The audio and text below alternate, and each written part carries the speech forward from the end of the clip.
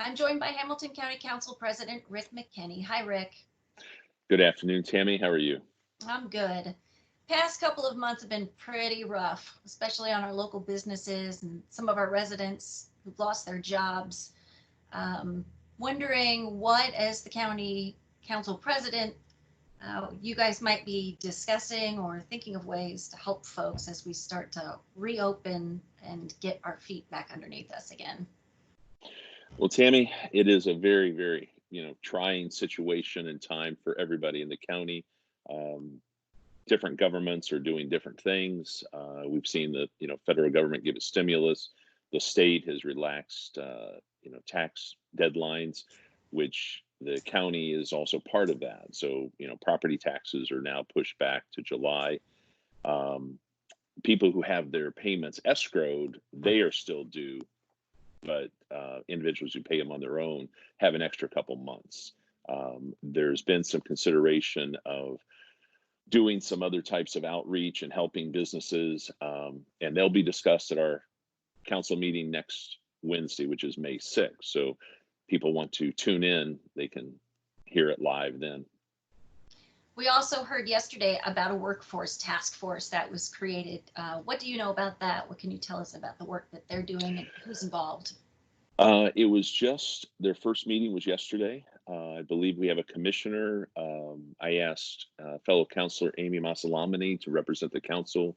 I believe the Chamber of Commerce have their executives. I believe Ivy Tech has their chancellor on it, and some major employers I think are also involved. And the scope, I believe, is to identify where we're at right now, the county position in terms of unemployment. They have honestly, skyrocketed because we were such a low unemployment rate, and perhaps be positioned to identify where we can help, who we can help, and perhaps get some federal funding that's going to come in the way of workforce recovery. So how's the county faring fiscally? Well, I am very happy to say Hamilton County is in a fantastic shape. It's been said that we're second only to the state in terms of financial stability and reserves. And we had a finance committee earlier this week with our financial consultant and other council members and the auditor, and we're looking at 55 million in reserves that we have right now, and we always want to have at least half of our property tax revenue, which is roughly 38 million. So 19 million is pretty much untouchable. But we believe, we can complete the projects we've started, projects that are currently on the drawing board, without additional debt, without additional delays. So we are very, pleased with how the county is positioned. In 2008, 2010, we had to RIF, or actually lay off, about 25 to 30 people. We have had no discussions of that currently, and we don't anticipate that having to happen either. Some of the fallout you won't feel for another year or two. Tell us about that in terms of what you see through property taxes and lits and. Sure. The tax situation in Indiana is sort of staggered. Our property taxes are a year in arrears. So, hopefully property values will stay stable and the property tax values will stay there. The local income tax is always a year in arrear as well. So right now, what we're getting today is what people reported in 2018. So we, as a county, won't see really an impact until 2022. So what we're going to get next year is pretty well set.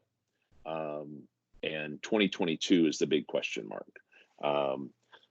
Such things that are immediate are the food and beverage tax, where we get 0.5% goes to help pay the bonds on Lucas Oil Stadium.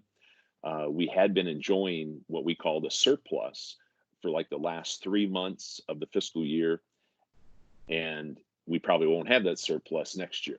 So that's a decrease. Motor vehicle tax, gasoline taxes are paid monthly. They will go down with less driving. The innkeeper's tax that goes to the Tourism Bureau, they are looking at a huge, dramatic decrease. So that's definitely going to be an effect for them. But again, county government functions will carry on. We do not see a major impact. You've weathered similar storms. You've actually been on this council long enough to remember 9/11.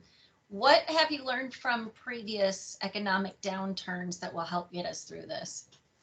Well, I think the number one thing is to continue our conservative bent in that we don't overextend, we don't bond at every opportunity like some other governments may do, and sort of you go out on a limb and then somebody cuts it behind you and you fall down.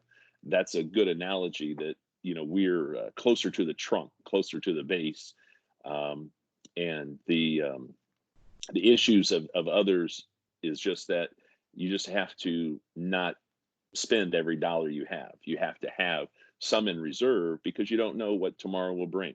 And unfortunately, that's exactly where we're in right now. We have no idea what the future is going to hold. Anything else you'd like to add that I didn't ask? Any thoughts that you have for the folks watching this?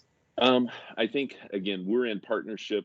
The council, the commissioners, other elected officials, they all are going to be, working hand in hand to make sure that we stay on an even track, even keel. Um, and I think everybody's very, very understanding. The health department's been great. Emergency management's been great. And I don't want to leave anybody out, but the assessor, the auditor, treasurer, everybody has really worked great in terms of having their staff work at home, do new arrangements. A lot of things have happened sort of on short notice. And again, the commissioners get a lot of credit for everything they've done in terms of trying to keep everybody's safety uppermost. Hamilton County Council President Rick McKinney, thank you again for your time and thanks for keeping us on track. Well, thank you, Tammy, very much.